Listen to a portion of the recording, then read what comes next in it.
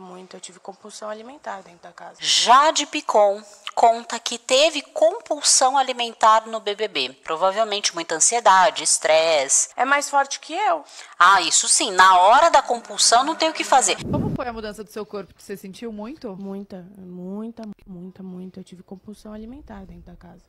Pesado. Eu acho que muita gente tem, né? Pesado. Muita gente. Eu lembro das meninas pegando o pote de leitinho. Lembra? Amor, é muito claro aquela cena. né? Mas é que o BBB, eu não sei exatamente como que tá hoje, né? Mas ele, além da pressão toda, a exposição toda, que já deixa todo mundo muito ansioso, todas aquelas coisas meio que o povo fica meio paranoico, que o fulano tá contra o ciclano, que tá contra o beltrano e tarará. Além disso tudo que já é muito ansiogênico, eles ainda têm uns negócios que eles ficam restritos com alguns alimentos, né? Eu entrava na festa, eu ia primeiro pro doce, depois pro salgado, depois eu voltava pro doce.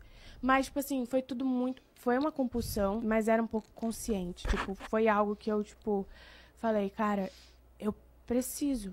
Senão eu vou ficar louca. Senão eu vou surtar. Tipo, era algo que eu sentia que, tipo, eu não estava com fome. Eu não precisava comer. Mano, eu lembro de eu comendo bolachinha, goiabada, tipo... Gente, insana. Eu pegava água, eu colocava pouquinha água no copo e, tipo assim, um caminhão de leite em pó. Pra ficar uma pastinha. Você entende?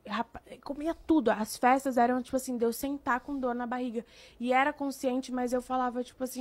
Toda compulsão, ela é consciente, tá, gente? Existe um tipo de transtorno alimentar que a compulsão não é consciente, que se chama TARS. Não é muito comum as pessoas falarem disso, né? Tem bastante paciente que tem, mas não é muito comum, que é o paciente que faz compulsão sonâmbulo. Acredite, existe isso. Não é tão incomum assim. Eu já tive uns 20 pacientes assim, mais ou menos. Mas o restante dos pacientes que tem compulsão, todos têm consciência do que estão fazendo, tá? Então, assim, ela estava percebendo que ela estava tendo uma compulsão, e ela disse assim, tá bom, então eu preciso disso, porque eu não estou conseguindo me controlar, e eu estou precisando disso para me regular. O entendimento aqui, né? A pessoa que faz comer emocional, faz compulsão, na verdade, ela não está fazendo isso porque... ela tá fora de consciência, ela tá fazendo isso porque ela tá usando a comida para regular uma emoção. O que a Jade estava sentindo ali dentro da casa? Provavelmente muita ansiedade, estresse, sei lá o que estava rolando ali, né? Então, isso é uma coisa que pode sim ser, a comida tá sendo regulador emocional. E daí, se ela não tem outro regulador emocional, se ela não tá conseguindo ter outros mecanismos para regular aquela emoção, que daí isso diz aí de uma fragilidade até de estrutura emocional, aí a compulsão vai instalar e ficar, porque o estressor está muito alto, né? Isso super pode acontecer. A Grace está falando que o pai da filha dela levantava sonâmbulo e ia para a geladeira. Isso se chama TARS, transtorno alimentar relacionado ao sono. É um tipo de transtorno alimentar em que a pessoa não tem consciência. Então, às vezes ela vai para a cozinha. Tem paciente de TARS que chega a cozinhar sonâmbulo. A paciente mais grave de TARS que eu tinha, ela cozinhava e ela ia para a cama, levava a panela de macarrão para a cama e comia com a mão mesmo, e daí ela acordava no dia seguinte, tinha macarrão e comida embaixo das unhas, tudo por tudo pela cama, tudo bagunçado, tudo sujo, porque ela tinha episódio de compulsão, comia um pacote de macarrão na madrugada que ela fazia, ela chegava a cozinhar, tamanho nível do TARS dela. É bem preocupante. A Jade tem vários vídeos que ela conta que tudo que ela come, ela que cozinha, pelo menos que passa pelas mãos dela. Claro que não podemos dar um diagnóstico, mas tem transtornos que dão match com essa fala dela, né? Geralmente, quem tem essa preocupação com o que eu só como o que eu cozinho e tarará, geralmente é uma preocupação com o saudável, né? Que daí pode ser, sim, um transtorno restritivo, né? Um pensamento restritivo, ou pode ser um toque. Tem pacientes de toque que tem isso com a alimentação também, né? Então, a gente teria que identificar qual que é o problema. Se é uma pessoa meio germofóbica, Se é uma pessoa assim meio obsessiva, né? Só ela faz certinho, tarará. Ou se é uma preocupação que tem algum alimento escondido, que não seja feito do jeitinho certo, que tenha óleo demais. Se tem uma personalidade mais rígida, aí pode acontecer sim de ser um transtorno restritivo. Pelos vídeos que vi, ela é bem rígida com tudo que come e come muita salada. A gente só especula a vida dos outros, a gente aqui faz fofoca, né? Fofoca mesmo, a gente não sabe das coisas. Então a gente precisaria avaliar, né? Mas ela traz aqui, né, que no momento de muito estresse ela teve compulsão e ela é super pilhada com a comida. Isso aqui, na verdade, sugere um tipo de transtorno alimentar. Quem que chuta aí? É mais forte que eu. Ah, isso sim. Na hora da compulsão não tem o que fazer. Não adianta falar assim, ai, fulana, quando você for ter compulsão, é só você ligar para uma amiga, é só você tomar um copo d'água, é só você pular corda. Entende? Ai, ai, ai. Se soubesse, né? A hora que tá no momento da compulsão, é impossível parar, gente. Isso daí não para, não. Para, não. Você tem que parar em outro momento. Você tem que parar antes da compulsão. Adolescente, quando eu era adolescente, Grazi, comia house preto e passava fome. Passava nada. Minha norma era fazer 30 abdominais quando tá com fome, né? É porque teve uma doida da psicologia que ensinou isso para as pessoas. E daí as pessoas saíam ensinando isso para os pacientes, né, para as pessoas. E daí, isso tem até médico, até hoje. Essa daí que eu tive ranço hoje é capaz dela falar isso para os pacientes no consultório. E aí o problema é que isso é uma forma de evitar a fome. A fome não é o problema, né? A questão do sobrepeso, da obesidade, enfim, do exagero alimentar não tem nada a ver com a fome. A fome é só o teu corpo te dizendo que ele precisa de energia. É uma coisa normal, natural, né? A gente não precisa temer a fome.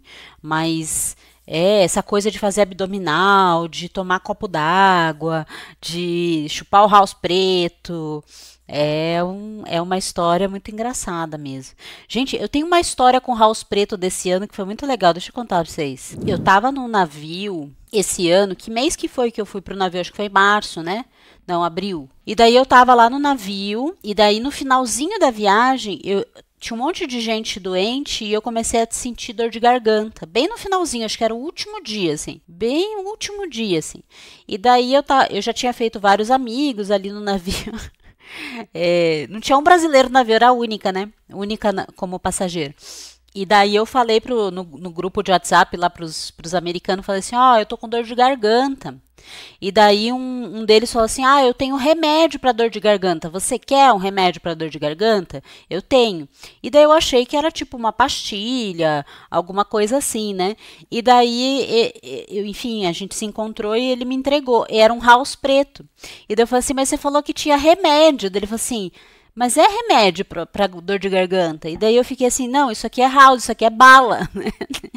Ele falou assim, não, house preto é remédio. E daí a gente ficou numa discussão, ninguém chegou a conclusão nenhuma.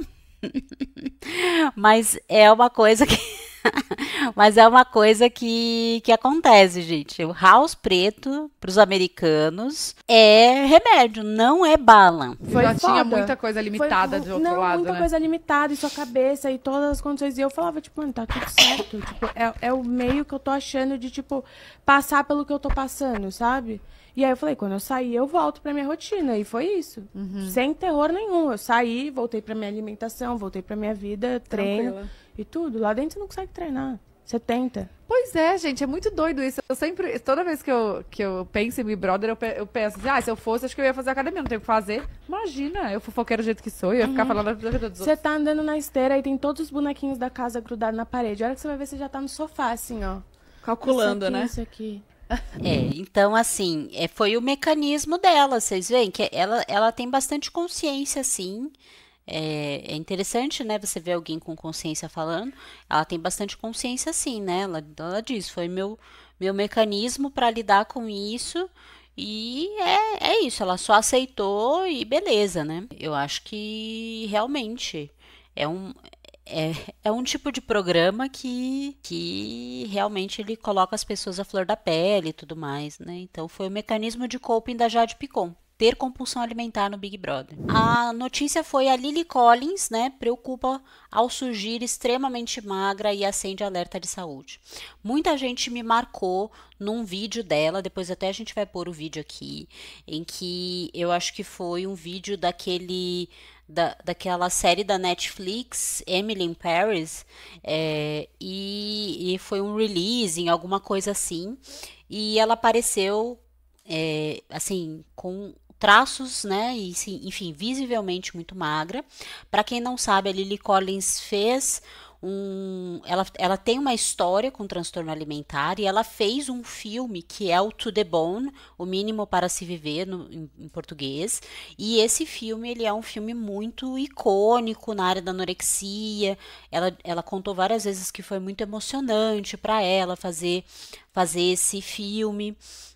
Foi na Semana da Moda, então foi na Semana da Moda de New York, e para ela ela disse que foi muito emocionante fazer o filme To the Bone, justamente porque mexeu com várias coisas dela, do transtorno alimentar. E aí o que acontece, né?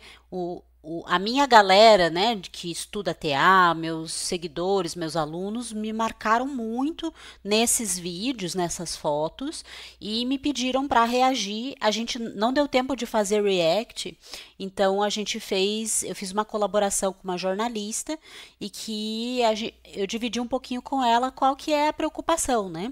Então ela contou aqui, né, a pergunta dela foi sobre a repercussão e qual que é o impacto disso para as pessoas, né? Então, assim, teve muita repercussão primeiro, que ela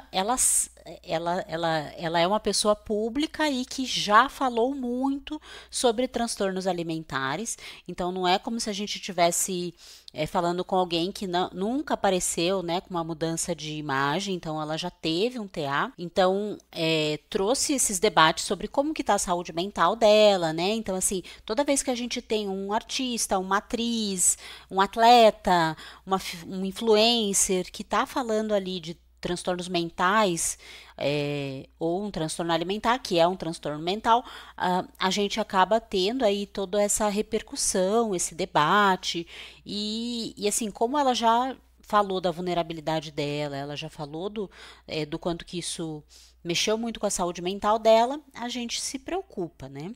Então, é muito interessante porque os artistas, atletas, influencers, eles têm uma tendência maior de ter problemas de autoimagem, problemas alimentares, justamente porque eles trabalham com a imagem, né? Eles trabalham sempre expostos, né? Sempre recebendo comentários, e as pessoas falam mesmo, né? Infelizmente, a internet, as pessoas falam qualquer coisa, né? As pessoas acham que elas podem abrir a boca e falar o que elas pensam do corpo do outro, né? E isso é muito louco, isso é muito, muito errado, né? O body shame e tudo mais.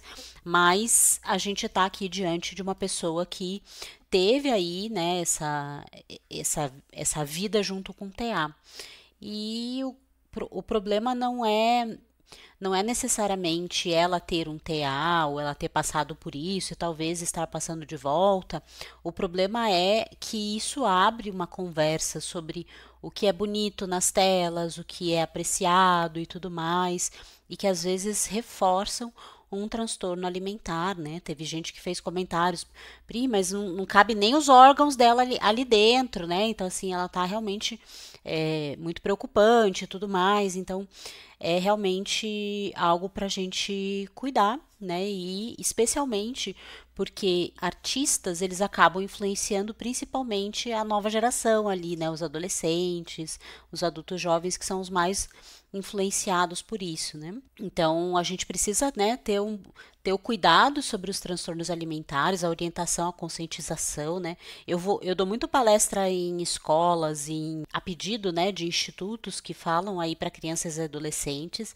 Então, a gente precisa entender que os transtornos alimentares, né, elas não são assim frescura, não é coisa de gente que não tem o que fazer, gente de alta renda. Isso pode afetar absolutamente qualquer pessoa, e precisa de apoio emocional, precisa de apoio especializado, né, justamente porque não adianta só que dizer assim, então come mais, né, porque não é não é por aí, né? Então, a gente falou um pouquinho, né, da pressão pública sobre as celebridades, né, que traz essa preocupação maior. Eles falam um pouquinho de mim e foi isso, né? Então, foi uma semana cheia de coisas. Essa daqui é a bonitinha, né? Ela é incrível, né? E passando por isso.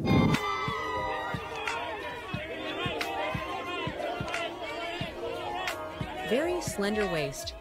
Lily Collins turned heads at Calvin Klein's NYFW show with a tiny, taut waist and crop top look that had fans asking, was she always this thin? Photos from the front row show Collins in a sparkly skirt set, her midriff on display beside stars like Rosalia. Fashion outlets praised the outfit, but social threads flagged her slim frame. Some commenters voiced concern for her well-being. As pessoas estavam perguntando ali se ela sempre foi magra desse jeito, né? E ela sim, sempre foi. Porque desde que ela teve o transtorno alimentar, ela sempre se manteve, nunca teve um momento de ganho maior de peso, né? Então ela sempre se manteve muito magra, então sempre foi uma mulher magra. Ela é uma mulher pequena também, tem isso, né? Então tem toda uma estrutura corpórea que é do biotipo dela, claro, mas aqui ela tá realmente um pouquinho acima, né? A pose de manequim da 25 de março também não ajuda. Você falou do manequim da 25 de março, Grazi, você vê o que é o referencial, né? Eu lembrei das manequins da Animale, que elas são todas tortas, assim, né? Com essa barriga, assim, pro lado, assim. Eu falei assim, pro pessoal e depois falei pra mim, né? Isso daqui, essa pose de... essa pose de manequim da Animale. Pode ser da 25 de março, mas cada um com sua referencial, né? Porque ela realmente tá realmente muito magra, assim, claro, sempre foi, então é esse o disclaimer, né? Sempre foi uma mulher magra, mas aqui ela realmente tá um pouquinho a mais, e foi isso que vocês me falaram. E o mais importante é a gente trazer conscientização, né? Claro que a pessoa que passa por um transtorno alimentar, a gente deve muitas vezes evitar, e para ela provavelmente está sendo difícil esses comentários sobre o corpo dela, né, gente? Então, a gente precisa cuidar. Ela é linda do jeito que ela é, né? Falamos da Lily Collins. Então, gente, quando eu trago contribuições, assim, pra mídia, geralmente eu gosto muito de fazer isso, porque é um jeito da gente chegar em outras pessoas, né? Às vezes são pessoas que nunca vão estar no meu Instagram, às vezes nunca vão cruzar com essa live, né? Os próprios reacts, eu gosto muito de assistir reacts, né? Eu consumo esse tipo de conteúdo, mas os reacts também são para alcançar outras pessoas, né? Outros profissionais da saúde e outras pessoas que se interessam em conhecer um pouquinho mais do mundo dos transtornos alimentares. Ela se arrumou para ir para o CrossFit e acabou tendo uma compulsão alimentar. Maior decepção na jornada contra a compulsão alimentar. Seguimos na compulsão alimentar, vamos lá. Contra a compulsão alimentar, esse foi literalmente o dia em que eu mais me senti fracassada e muito decepcionada. Eu me troquei para ir pro CrossFit, eu não tava com vontade de Ela se trocou para ir pro CrossFit. treinar, eu me arrastei. Cheguei Não tava afim de ir pro CrossFit. um pouco em cima do horário e não consegui parar. Eu não pensei duas vezes, na verdade eu pensei muitas vezes, mas eu simplesmente decidi ir pro McDonald's. Decepcionada. Peraí que eu não entendi. Ela se arrumou para ir pro CrossFit. Aí ela não foi pro CrossFit? Eu me troquei para ir pro CrossFit, eu não tava com vontade de treinar, eu me arrastei. Cheguei um pouco em cima do horário e não consegui parar. Não conseguiu parar. Eu não pensei duas vezes, na verdade eu pensei muitas vezes, mas eu simplesmente decidi ir pro McDonald's. Ah, ela decidiu ir pro McDonald's. Eu fui pro McDonald's, eu me senti culpada do início ao fim. Foi difícil parar também, teve vários momentos pra eu desistir, na hora do pagamento também foi mais difícil de pagar, porque eu tinha Pix, não aceitava. Teve vários momentos que eu podia ter saído daí, e eu nem tava com tanta vontade de comer. Eu quase que cumpri uma meta que eu tinha interna, sabe? E logo que eu dei a primeira mordida, eu já saciei minha vontade, só que eu empurrei o lanche pra dentro, aí eu já tava passando mal, tá? Isso aí foi o que sobrou de lanche, tá? Sobrou... Comi mais da metade, né? Comi pouca batata também. Eu teria raspado isso aí, pediria nuggets ainda. E sobrou quase todo o suco. Tô fazendo tratamento pra emagrecer e eu não consigo comer muito, mas a minha cabeça ainda tá igual. Me troquei e tô tentando sobreviver, muito cansado. Uau, hein, gente? Tem uma chance muito grande dela estar fazendo uso das canetas emagrecedoras ou de algum outro medicamento que que tire um pouco, né, desse apetite, né? Ela disse que geralmente ela comeria o sanduíche, mais batata, mais nugget, tomaria todo o suco, e ela acabou não indo, né, não fazendo isso. Esse é o problema de um tratamento para emagrecer que não envolva a parte emocional, né? Porque se a gente não envolve a parte emocional, se a gente não trata a cabeça, como ela diz, né? Esse tipo de coisa pode acontecer. A gente não sabe que horário que foi isso, né? Se já estava perto do horário do almoço. Mas eu faria várias perguntas para ela. Eu perguntaria assim, tá, mas você estava com fome? Você comeu antes de sair de casa? Porque às vezes as pessoas começam a usar a caneta e além de tudo, né? Elas começam a usar uma medicação para emagrecer. E, além de tudo, elas fazem jejum, mais low carb, mais... Ou seja, elas às vezes vão fazer de tudo para o corpo dar efeito rebote, né? E às vezes isso pode acontecer, infelizmente. Né? Eu imagino que ela deve ter se sentido bem frustrada, tadinha.